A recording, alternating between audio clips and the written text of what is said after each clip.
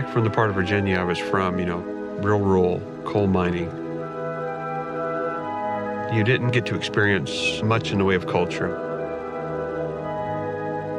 It was really quiet and easy living, but you just had nothing to experience.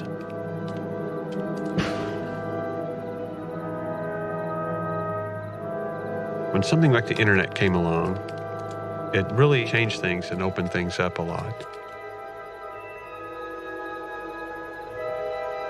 If you can't be there, you can at least see it or read about it. Hey, I need the phone. It was just different perspectives and whole different outlooks on life.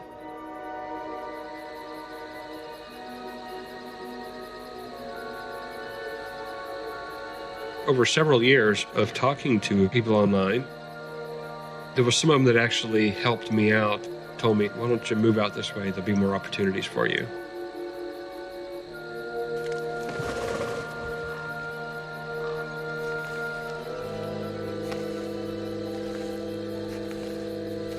They decided to send me some money and basically just said, move.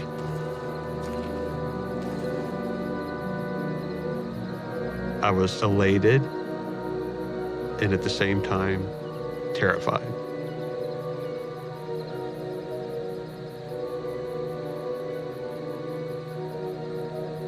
Mom, I'm going away for a while. I'm going to be going to Washington. I could see that it bothered her that I would be moving so far away. But at the same time, she was really supportive.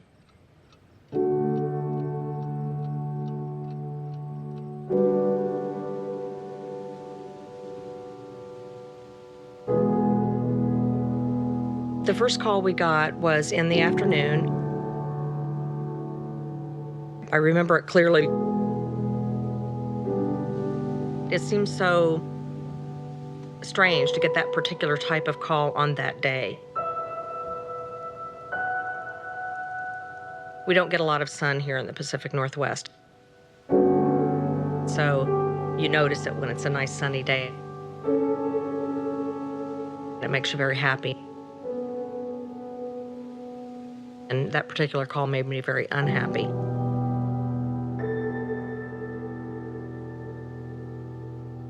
So at some point I said, is this a bestiality case? Is that what you're trying to tell me? And he said, yes. And I said, so what do you need us to do?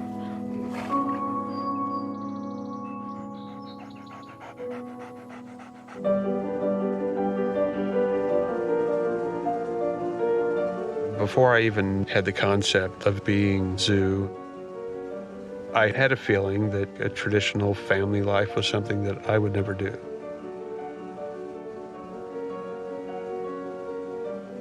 I don't need a high level of emotional interaction, whether it be human or otherwise.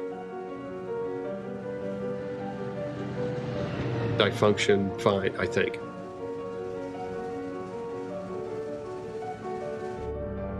You could probably ask 3 zoos and get 3 different definitions. I guess the main thing would be someone that feels they have a whole lot closer affinity to non-human animals than their own kind. That doesn't necessarily exclude caring for fellow humans and friends in the same way.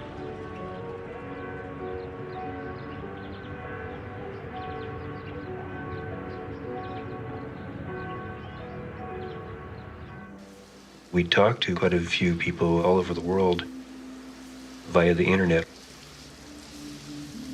Unfortunately, most of the people that were part of our little group were white, but we did have quite a few other friends who were black. There was a Hispanic that came out to visit once, actually a couple of times.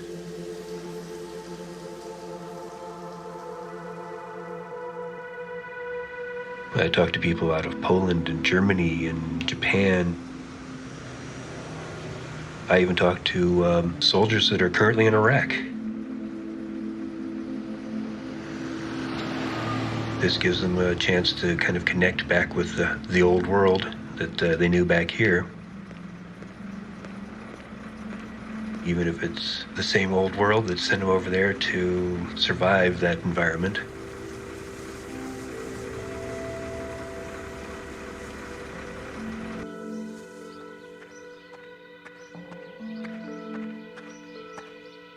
I worked for the same guy since I was 23. He's a member of the National Horse Association. He has some top quality show Arabs.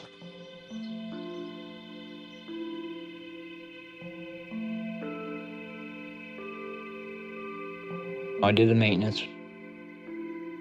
I got paid good. Clean stalls. His tractor break down or manure spreader break down or something like that.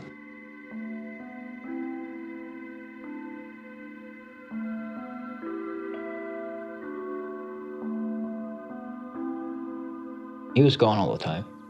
He's going back and forth from the west coast to the east coast because he's building a new home and a ranch back. If you could grab all the mail and put it in there, I'd appreciate it. Also keep the horse. They were my so-called friends for 20-some years. If there's anything else, your cell phone will be on. When this broke loose, the last thing he said to me, he told me I was a very bad person.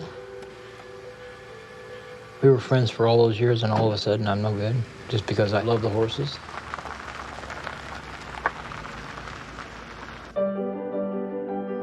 On the bus, I'd spent a lot of time in thought. Why am I this way?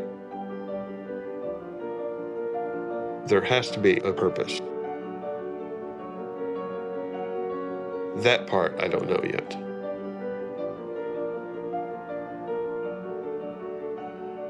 Trying to balance religion and being zoo. A lot of that is faith. Growing up Baptist in a fairly religious household, I held certain beliefs to my heart. God doesn't hate anyone. You treat your fellow man right. You don't hurt other people. For the most part, you'll be okay.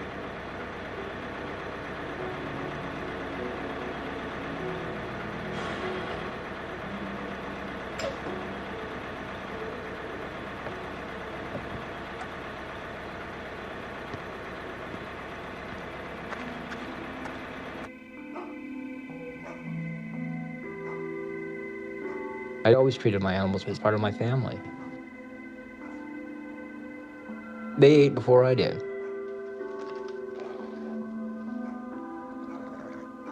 Look at the videos that they took of the horses. They look neglected? No.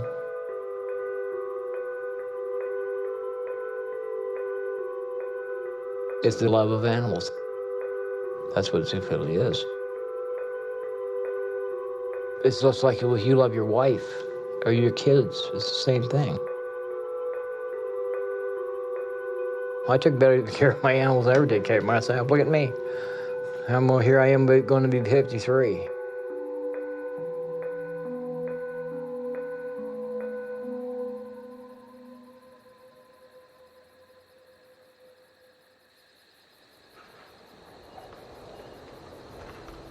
When I had a bout with cancer and felt really, really badly, there were many nights that I went down and spent with my horse.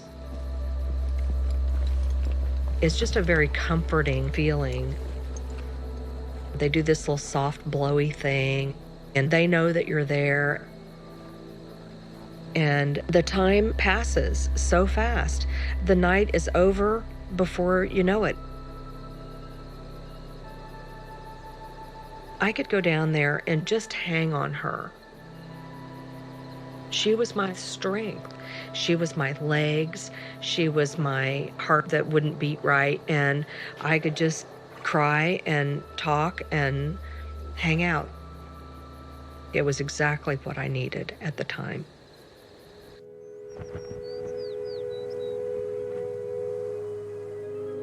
See, I grew up in the city.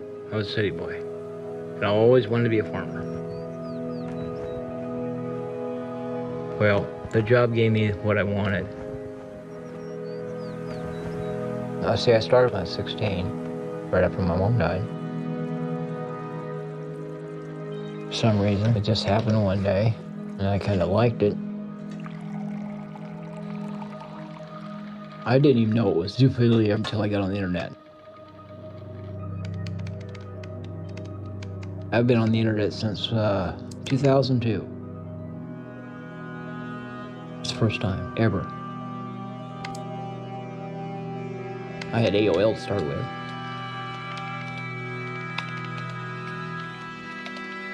It was really interesting to meet all these different people.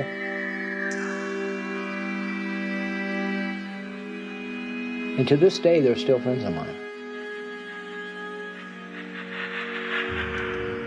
There was never any money to change hands. What's up, fellas? How's it going? What's going on? How you guys doing? There was people offered me money. I was going into the country for a while. Just go to Pioneer Square. It's gonna be crazy, man. Oh, maybe next time, right? Say.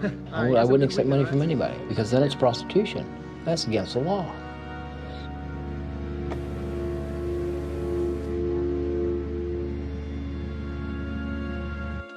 I knew that bestiality wasn't illegal in the state of Washington. A lot of times they just want to come out and see. We want to see if it's possible.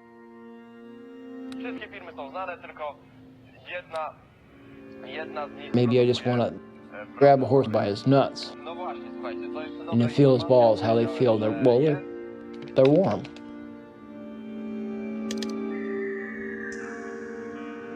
The horse is still the biggest thing out there on the internet.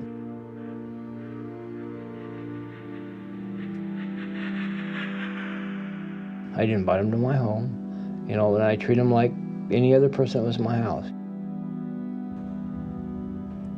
I did summertime barbecues, Thanksgiving. I did Christmas dinners. One year we did turkey and a ham.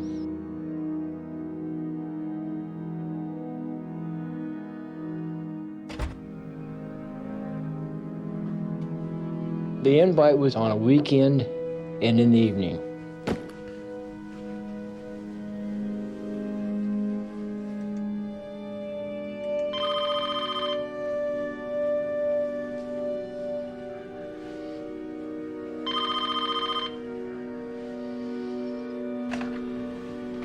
Hello? Hey, we're here. Well, how was your flight? The flight was long, but we're fine. Right now we're getting... A Friday night we'd meet, and if I felt like it was okay for you to come out, I'd let you follow me home.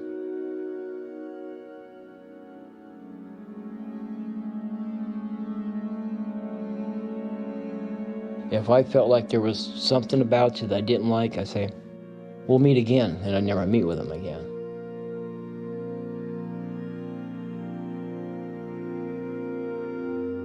We don't do this right off the bat. Sorry.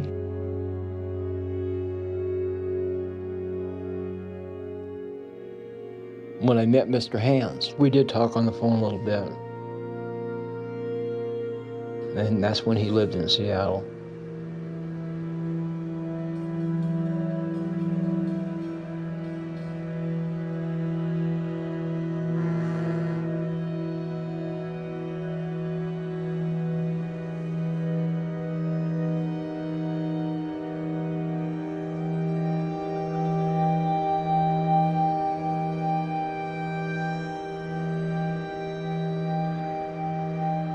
He was basically curious, like everybody was curious.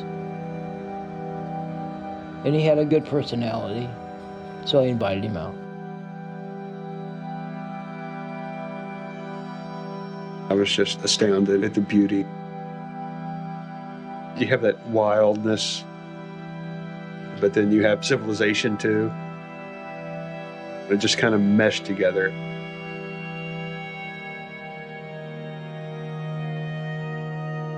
Us humans are so conditioned from the time we were born to start categorizing. And even if they're unconscious or even subconscious, we start categorizing. Animals just not going to do that. We'll be landing in Seattle in just under... You're either a good person or a bad person. The biggest of all munitions companies, Lockheed Martin Corporation, playing an important behind-the-scenes role in developing support for Bush's war with Iraq. Yes, they did. They played a very influential role in various organizations that looked like they were simply public interest, public education organizations, but which had long advocated a war with Iraq ever since the 1991, the first war with Iraq. It's been to their, that is, war is the business. What I mean when I say it's not private enterprise is it is much more like state socialism. You have only one customer. The customer is not particularly interested in getting the best possible use of his money. He's much more interested in simply getting the contracts filled. Moreover, there's a huge circulation of elites today in the sense that most of the operating positions, appointed positions in the Pentagon today are executives from the military-industrial complex, whereas by contrast, any number of the high officials in these companies are retired, high-ranking American military officers. Well, I want to thank you for being with us. Chalmers Johnson. His piece appears in this month's Harper's. It's called War Business Squeezing a Profit from the Wreckage in Iraq, as well as David Bacon. Piece appears in Progressive Magazine. Chalmers Johnson piece ends. This is the future when war becomes the most profitable. I get, 8 or 10, 15 people at the house. Drink, party, watch movies, play games. Kind of potluck supper kind of thing. Some people would bring over some beans or chips and a meat entree or something. And of course, lots of beer. And once in a while, there was a few mixed drinks. It was kind of fun throwing all kinds of stuff into the blender and turning out things that kind of had a slushy flavor to them that about 6 or 7 of them would knock you on your ass. You're going to put so many bottles of rum in some of this stuff. There's no special flashy, nothing going on that was all that strange and unusual.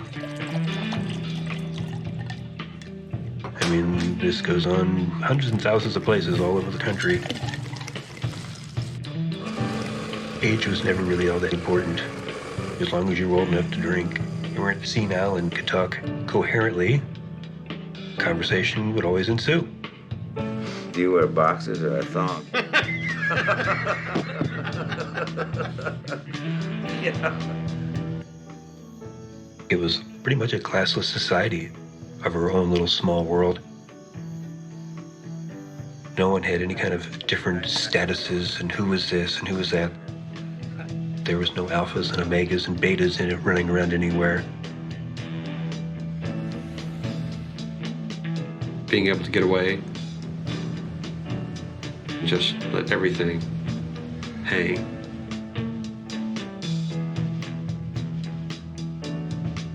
Anything I could bring up or want to talk about, it didn't matter what was on my mind. These were people I could trust. I could just let my hair down and not have to worry about things.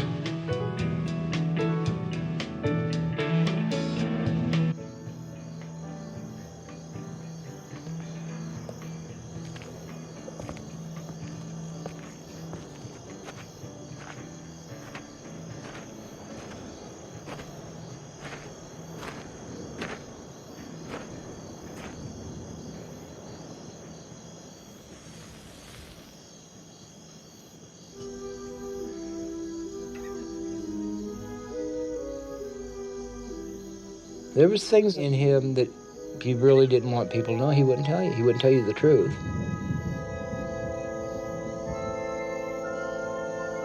It took me a long time to find out his real name. And it was about a year before I knew Mr. Hans' real name. It was always Mr. Hans. I go by Mr. Hans.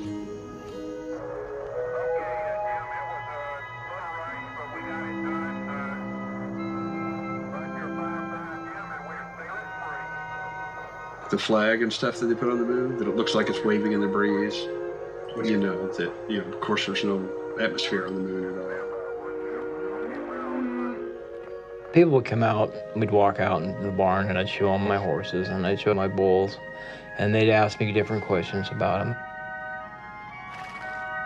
I'd tell them what this was and what that was. How come his legs up like that? It's because he's resting. It wasn't the fanciest place in the world. It had cows in it, so there was crap all over the floors, there was horse shit all over the floors. The horses would come in and out, and the bulls would come in and out. It was just like, hey, let's go out to the barn and pester the animals. Well, there they are, go ahead. Just be careful, because if you stand too long in one place, it's going to happen.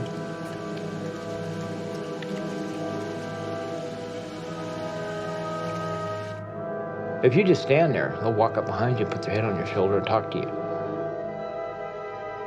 They're going to pick up that pheromone your body's putting off. They're going to mount you. If you don't move, you're bred. And I mean bred.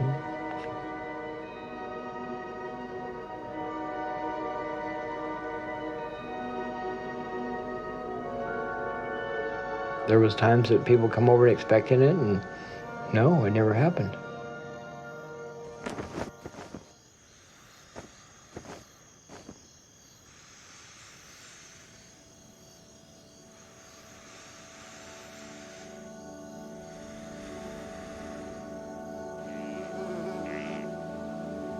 We had one horse that we called Chance when we brought him in. He was blind, and he was in this area where it was just nothing but blackberry bushes. So he kept poking himself in the eye.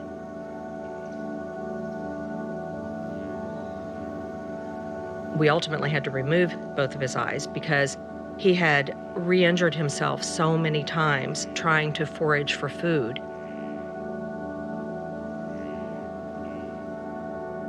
I mean, it touched all of us very deeply.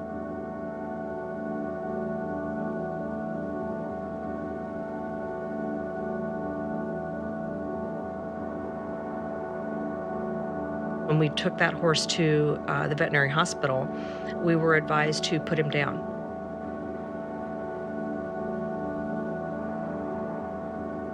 But our feeling and our experience has been that just because it has a problem like blindness, that's not a good enough reason to just end their life.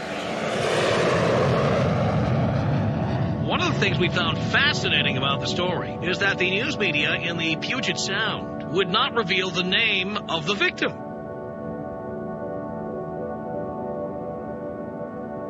We believe we have the name of that man. We talked to somebody who worked with this guy. We talked to someone who got a memo at work about the death of this guy. We talked to people who told us that federal employees were coming in saying this name is never, ever, ever to be given out. My name is Pam Roach, and I'm the state senator that covers the area of Enumclaw and all the lovely area on the Enumclaw Plateau. It's a beautiful area, as you can see. There are a lot of farms, a lot of people that love to have animals on these farms, and a great place to raise children.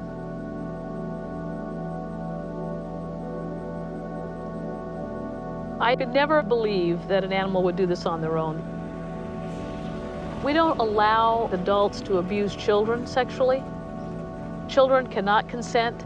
Children are innocent, and so are animals. They cannot consent, and they're innocent.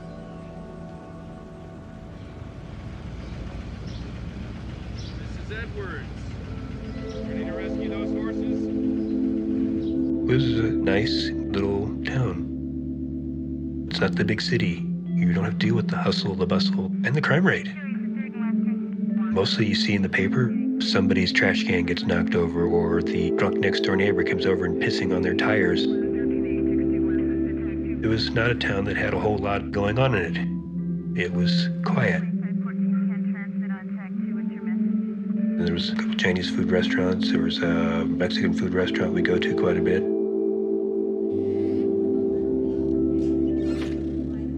Quite a few different places to go eat at.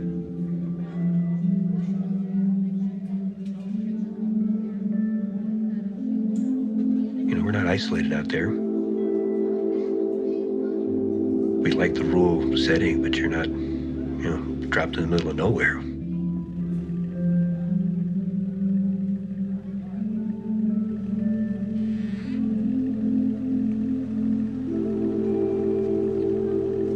Him and his ex-wife got along really well.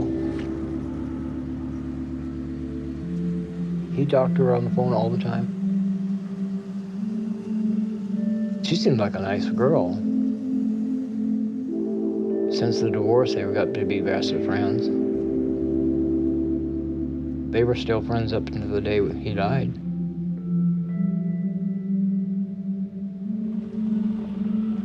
The type of work he did was basically top secret.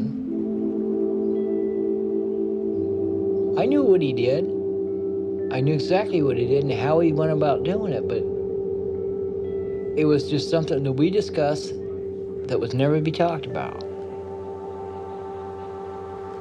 I think at one time he was very conservative.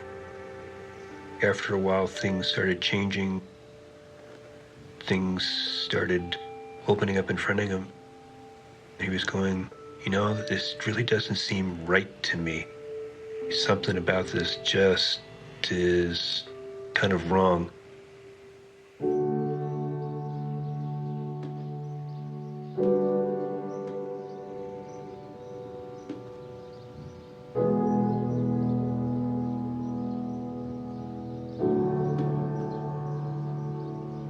I had a apple tree, fir tree, and a weeping willow.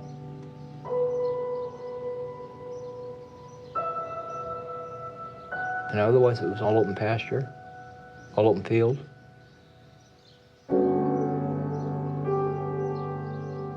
Occasionally, there'd be some discussion on some constitutional issues of basic freedoms being usurped by certain political parties who thought that they needed to control the morality of the world, and they didn't care exactly how they got to do it.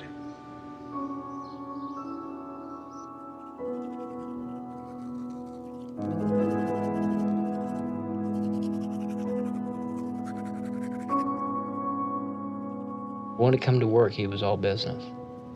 When he come out there to the farm, he was a completely different person. He'd be relaxed. He was comfortable.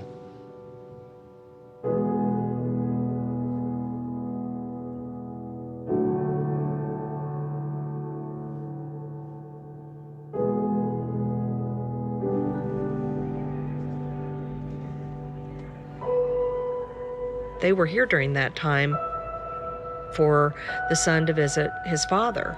Flight number 324 to Seattle will be leaving gate 26A at 6:22 p.m. Here they had come all this way to have this sort of normal family vacation.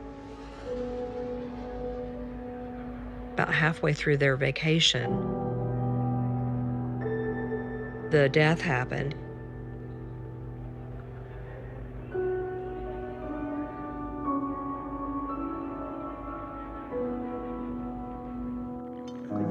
I called him at work, and I said, "Are you going to come out tonight?" He goes, "No, but I'll be up next weekend." I said, "Oh no, you got to come out tonight. There's somebody that wants to meet you." And we argued a little bit over the phone, and I finally got him to come out. Well, that was my downfall.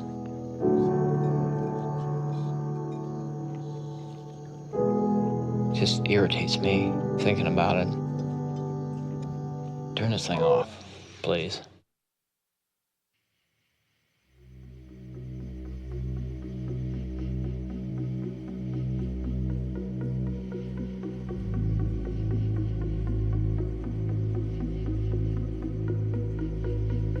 You're connecting with another intelligent being who is very happy to participate, be involved.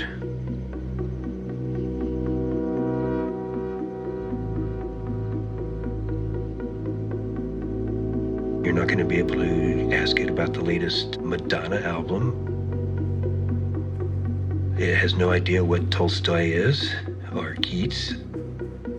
You can't discuss the difference between Manet and Picasso. That just doesn't exist for their world. It's a simpler, very plain world. And for those few moments, you kind of can get disconnected.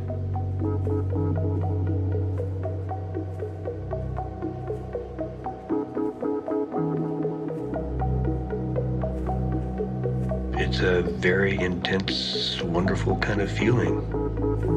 I don't think anything really can kind of compare to it.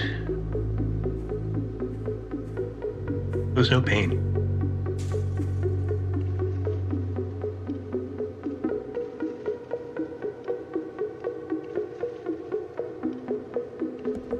At no time, in any way, shape, or form, is anybody forced, coerced, drugs, ropes, whatever. There's no bondage or anything like that involved in any of this, because these are your friends.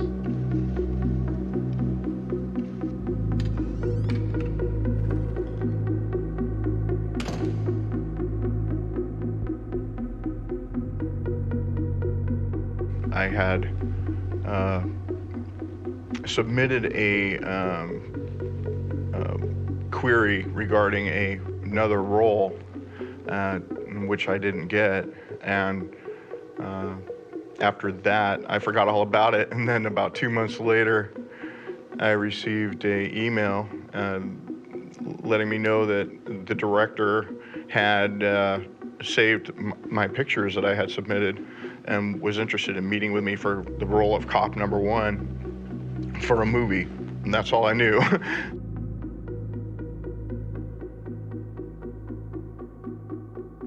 I met with Rob the next day, and I was frantically looking for a place to park, and I was becoming later and later, and I was stressed out. And finally, I just parked in a loading zone, and I ran down to where I was supposed to meet Rob, and just let him know. And he said, "Well, just go back to your car, and I'll meet you over there." So I went over there and stood by my car, and we started chatting about the movie. And at that time, he told me what the movie was about, and you know, it didn't faze me, because I've seen the best of humanity, and I've also seen the darkest parts of humanity. The summer prior to this incident, I was in a softball tournament in Enumclaw, and I had a guy on the opposing team injured himself in the outfield, and I actually helped him onto the stretcher that took him to the very same hospital where this man died. And, you know, that hits kind of close to home. The cold, harsh, brutal reality is a man bled to death, okay? And as I researched my role and revisited some articles that I had read a year prior, but also some new information, you know, I thought about what was going through this man's mind as he was bleeding to death. And how did he find himself in this place at this time? And, you know, I had the experience of holding a corpse in my hands that was a few minutes before a 7-year-old boy that had drowned in a swimming pool, and his last breath was frozen in time on his face, and his eyes were fixed. And I could see right down into his mouth, and it was ghostly white. And at that moment, when I was staring into those empty eyes and looking into the depths of death, all I saw was my own reflection. And to be there at that moment in time during that tragedy for a little boy that could not be revived and ended up dying on Mother's Day, that's embossed in my heart, and when someone dies, it's something that I take to heart, because there's nothing trivial about it. There's people that love that individual, and then we'll never see them again, and that's a tragedy.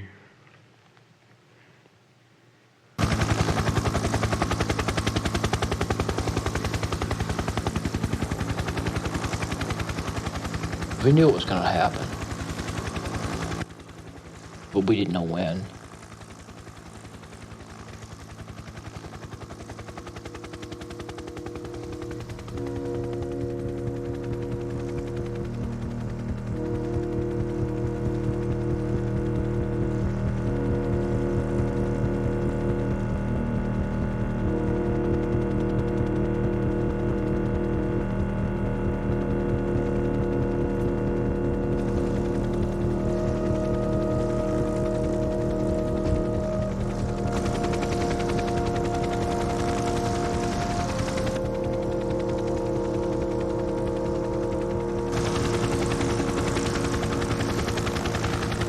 The media pushed this thing so far out of proportion, it's unreal.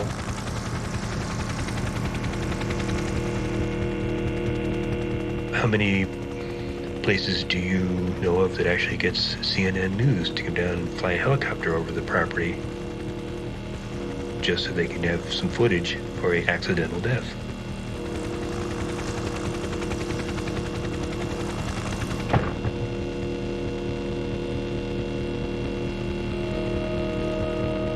One day I'm doing just fine, and the next day I'm an evil person. There's nothing evil about me.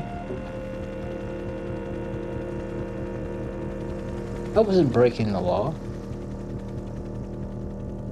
I had everything going for me, and it all come crashing down around me. Of animal cruelty after a bizarre death in King County. According to the Sheriff's Department, the man died from internal bleeding after allegedly having sex with a horse in Enumclaw. According to the King County Sheriff's Office, the farm itself may be a gathering point to have sex with livestock and domestic animals. Authorities were able to find the farm after the man was dropped off at a local hospital. Surveillance cameras traced the vehicle used back to the farm. Deputies say they are investigating the possibility that animal cruelty laws might apply. We had buckets full of tapes and CDs and stuff. I wanted to get this stuff out of the house. I was scared. We did notice a very definite change in the phone service. Picking up the phone, every 15 seconds there would be a little blank spot. Nobody at either end could hear it. And then would come back to normal again, every 15 seconds. And that went on for quite a few days.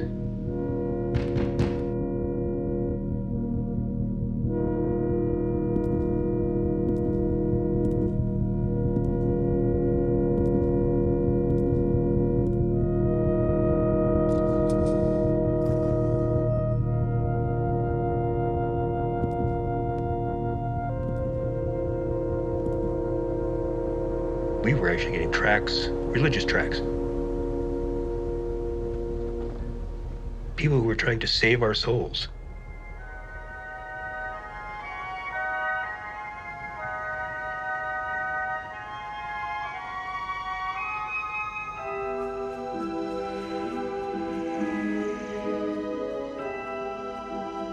Hello, Dad! Hello, son! Hey, Dad, you know what? They need to get this guy's name out there. What's the guy thinking? Screwing a horse?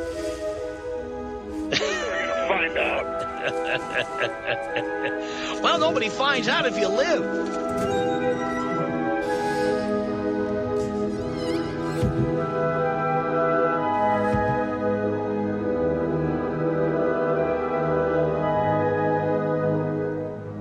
To the remaining items in our news digest today, people who have this from Olympia, Washington, people who have sex with animals should face felony convictions for animal cruelty, says a Republican senator pushing for a ban on bestiality.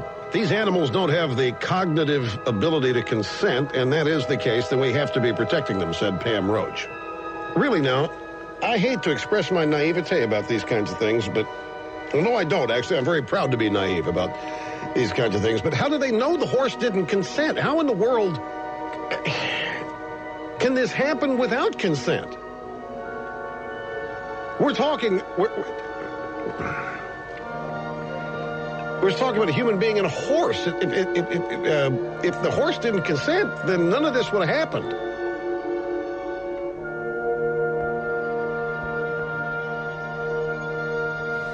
They're looking for a spark to get a shitstorm started. And this provided that spark.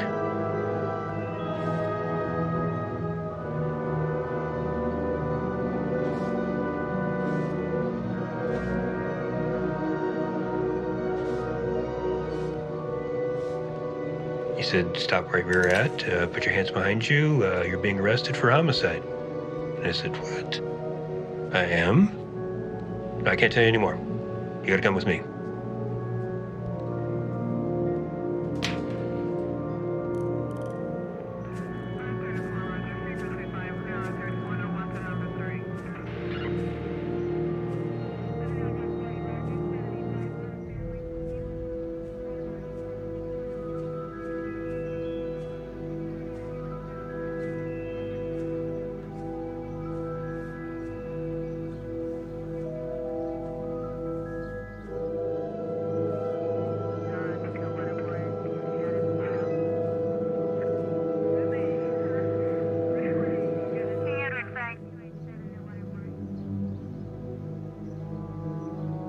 I had it loaded. I had it in my mouth. I was gonna blow the top of my head off. That's how I felt. 50 caliber rifle, black powder. I mean, imagine what that would have done to me.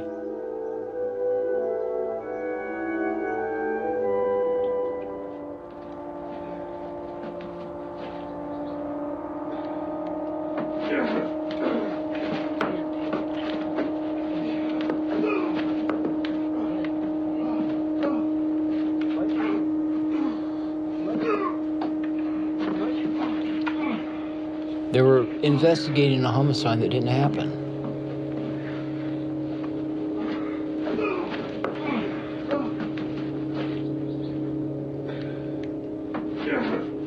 They assumed it was the horse that killed Mr. Helms.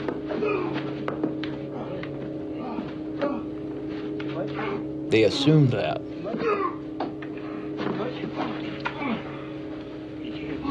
It doesn't show anything. All it shows is a horse doing something.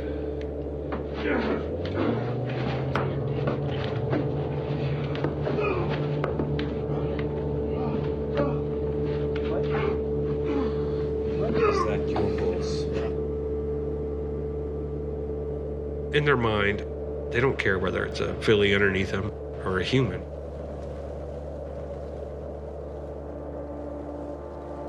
You've got something like a male animal.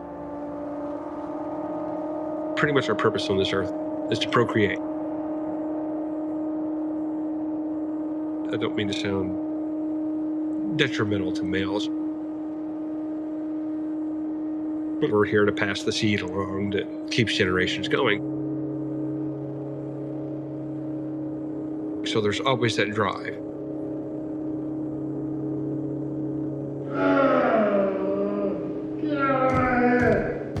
There are some nutcases in that jail. Get out of my head! Get out of my You're dealing with some very strange mentality. Then they have one guy over there that just thinks it's kind of fun to going around instigating fights. I got a couple friends, we're gonna blow a hole in the wall. Jesus, this is nuts. I'm stuck with all these guys in here. Finally, they took me upstairs and said, okay, this is this and this and this and this. And we already know about that, and this and this and this. Sign here. No. What you've been hearing is not exactly true.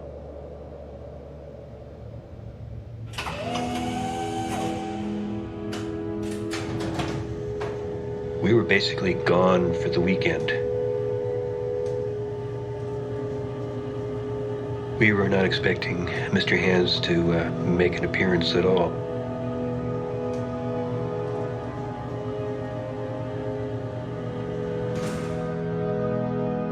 Every time he come out to the house, it was always about the son. How he's coming along in school, his writing was getting better. This went on for hours. Oh yeah, he loved his boy. That was one of the things he was setting up the house for, is for her to come back and live with him, so he could be closer to his son.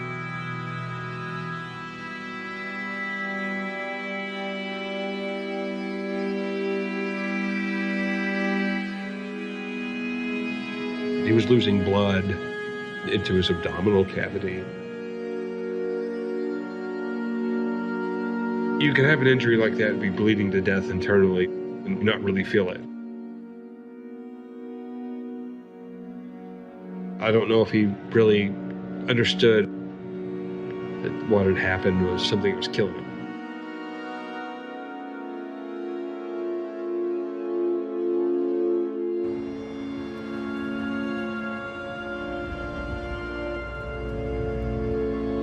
He thought that getting married and having kids and the rest of stuff was going to be the greatest thing in his life, and that didn't turn out as great.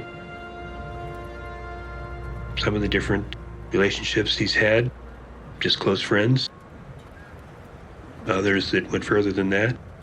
Some of those didn't turn out so good, so in a way, coming to the ranch was, I don't have to impress anybody. I don't have to really deal with relationships. His family had commented to me that they were shocked when he called and said, I bought a horse. They didn't want to go onto the property because they didn't want to have anything to do with people that were involved. But from an estate point of view, they had these animals that had to be dealt with. The sheriff gave me 7 days to get out.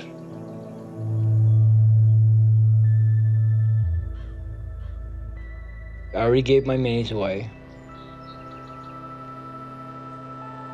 I took my bulls to the auction, and all I had left was Gavilar and Strut. The brother, the father, and I all met in the station, and the police led us out to the property. We pulled up into the yard, and the police chief drove on. And that's when I really realized that he wasn't going to come in with us.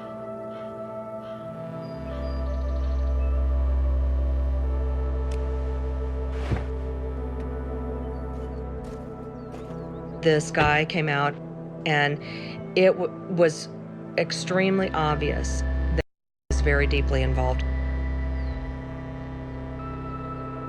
The brother just kept saying, keep me away from this guy. Just keep me away from this guy. He struck us as a child molester type, just a really creepy kind of guy. So I said, we've come to pick up 1 or 2 horses. Where are they?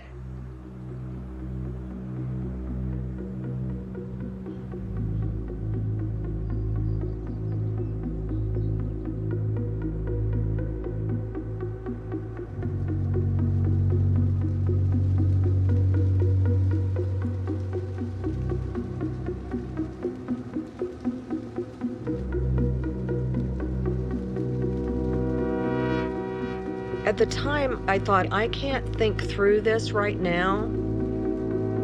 So I just turned on my internal camera, my head cam. What does that look like? And what's this barn look like? And what's this area look like?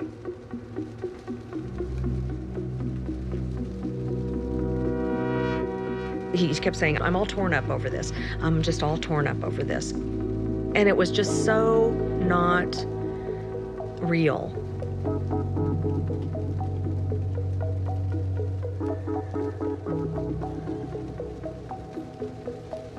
And then he pointed to the ceiling, and there was a kind of a rope thing with a small noose looking thing at the end of this rope.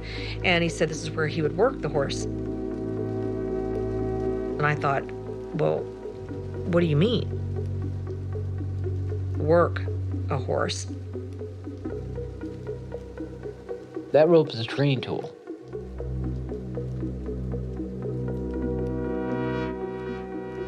It's called a high tie. And what he'd do is he'd tie the horse lead rope to that. And the horse could go around in the pen, but he couldn't get out. He was teaching himself how to ride. Stallions can be very dangerous. We didn't know what his interaction had been with humans. I just spoke quietly to him. I probably said things like, "Oh, you're a pretty boy. It's a beautiful day." Well, my impression of Jenny is that she doesn't know her ass from a hole in the ground when it comes to a horse. Period. She comes across as being a person that knows everything there is about horses, but to me, she doesn't know anything about them at all.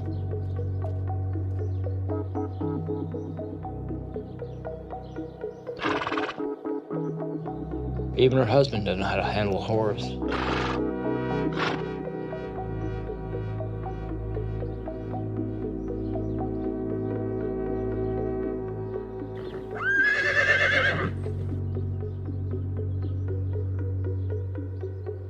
I didn't realize until we got there that he'd owned 2 horses.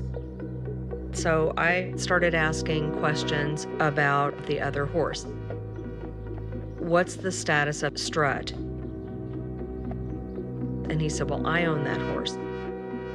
He gave that horse to me. And I said, well, show me your bill of sale.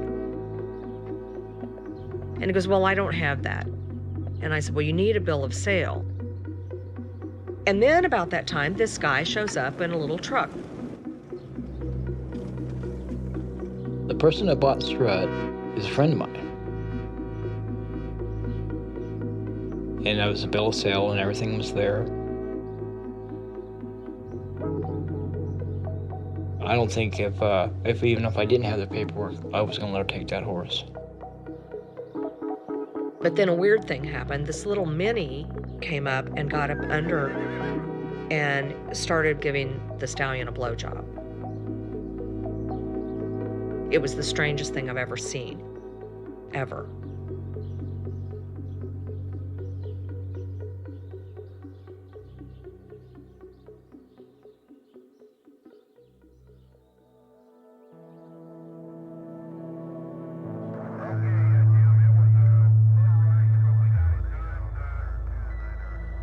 I didn't get home until much, much later that evening and hadn't really paid too much attention to Mr. Hands.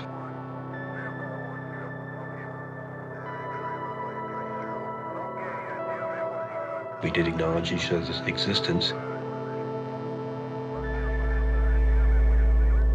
I had to leave. My boss was out of town, and I was taking care of his horses at his place.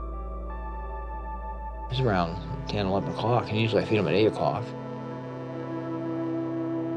I went over there, I'd been drinking. I was hungry, so I ate something. Well, that was my downfall. Because as soon as I eat, I just pass out.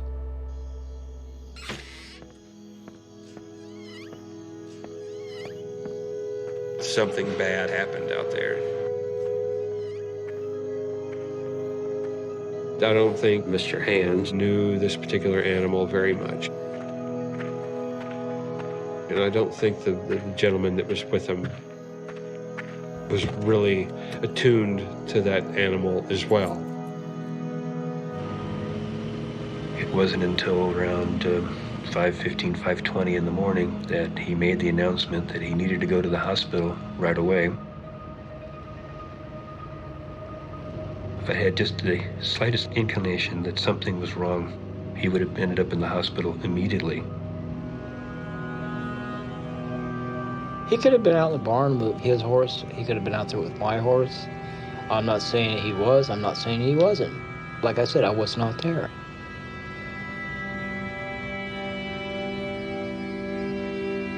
Please don't let this happen.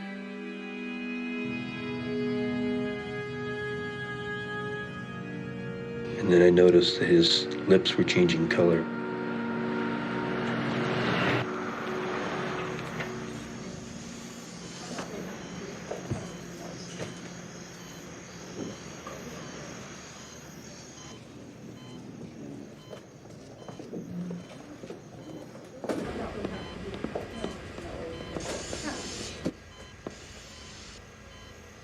Sir? Sir! I'm not getting a pulse. Code!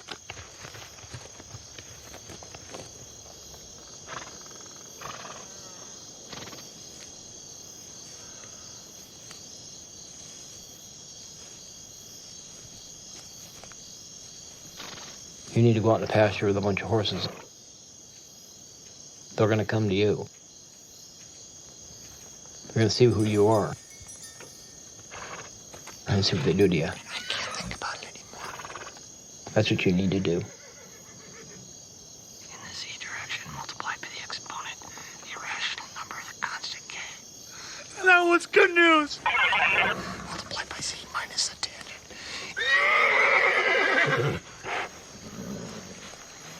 I can't just stop working. I mean...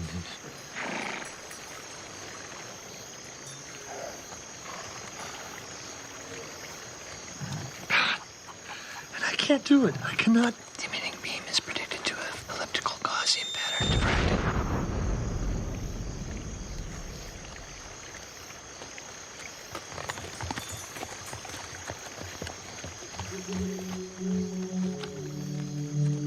I know another guy that used to work at the Black Hall. Does he have any identification? The same place Mr. Hams did. He made a ripple. So they acquired him.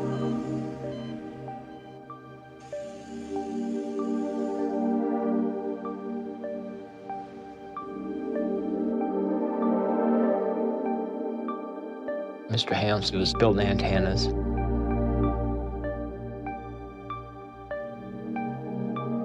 He told me all about this one he just did and how it works really well. And they're really proud of him at the company.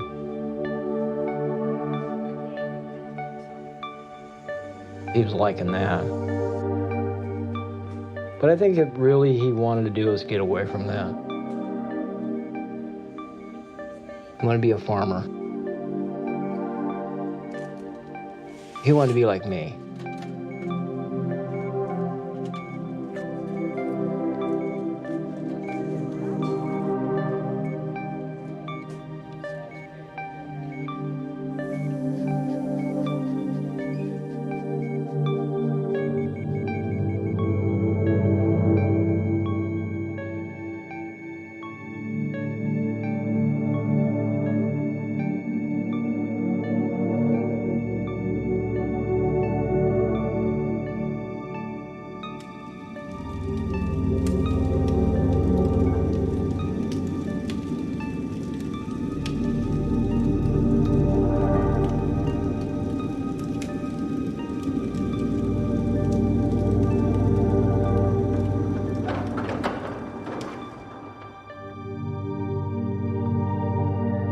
Right here is actually a beautiful mountain.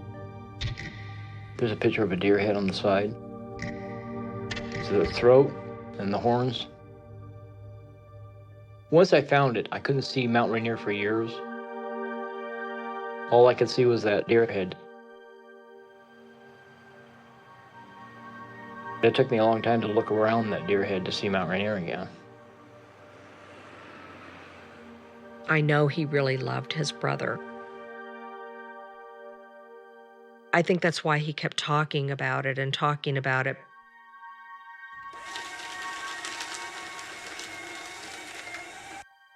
He told me a lot about the things that they found in the apartment.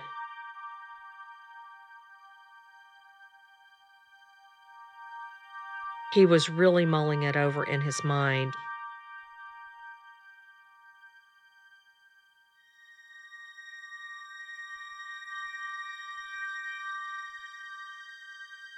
And he actually found a cast of Strutt's penis. All right, we did a lot of research. We got a lot of phone calls. We pulled together a lot of information. And here is what we have. We have an employee, now deceased, who worked at Boeing Corporation, named Kim.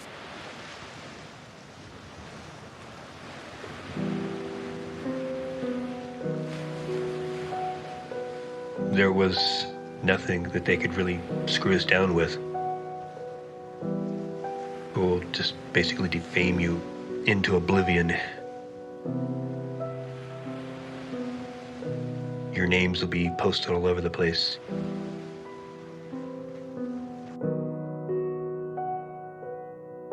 My secret is out now. Everybody in the world knows what I did. I was evil. I was evil because I had a love for my animals more than most people do.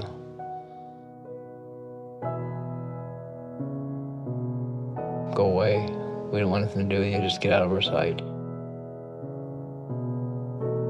I wanted just to walk away from it, leave the past in the past. Because I had it made. I had the job of a lifetime. At 50, it's hard to start over again. I studied Buddhism for about 3 years. It's been around hell a lot longer than God was ever around. I still chant to this day.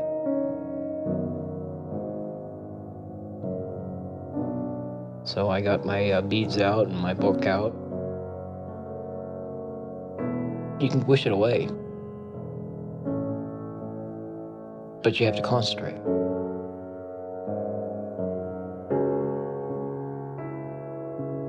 I still want to do the farm life. That's going to be me again. The sex was just a small component of it. And by standing there talking to them in a way, you're kind of connecting to them, going, I'm talking to you on the same level that you're kind of staring at me. Mammal to mammal.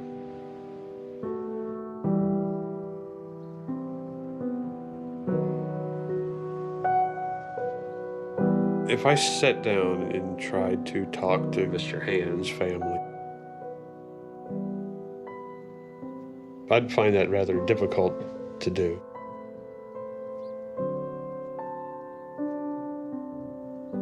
I can't even fathom what kind of hurt that they're feeling over the whole thing.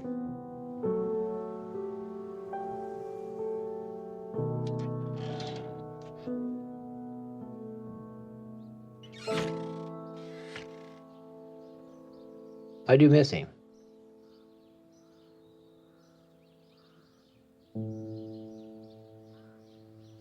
A lot.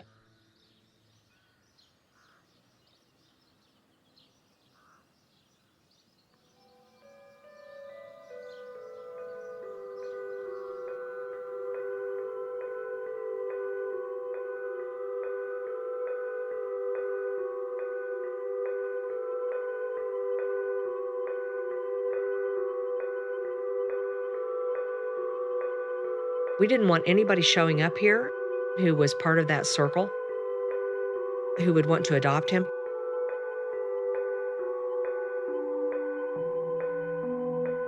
So we made the decision to geld him that night.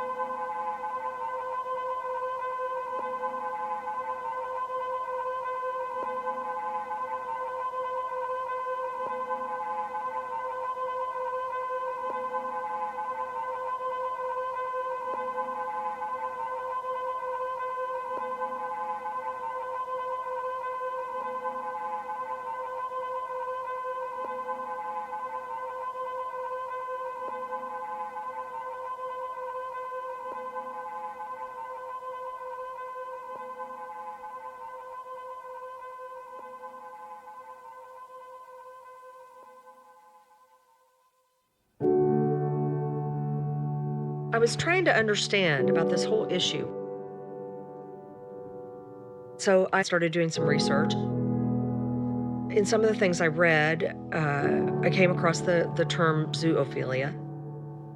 And I started kind of exploring that and doing a little bit more research about it. And it was really interesting to me. It was just interesting to me to learn that there are people who really have a love relationship for an animal not of their species. These people were talking about the extreme and loving care that they give their animal partner.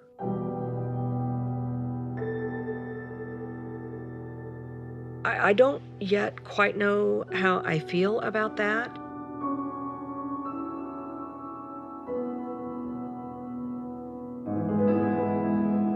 But I'm right at the edge of being able to understand it.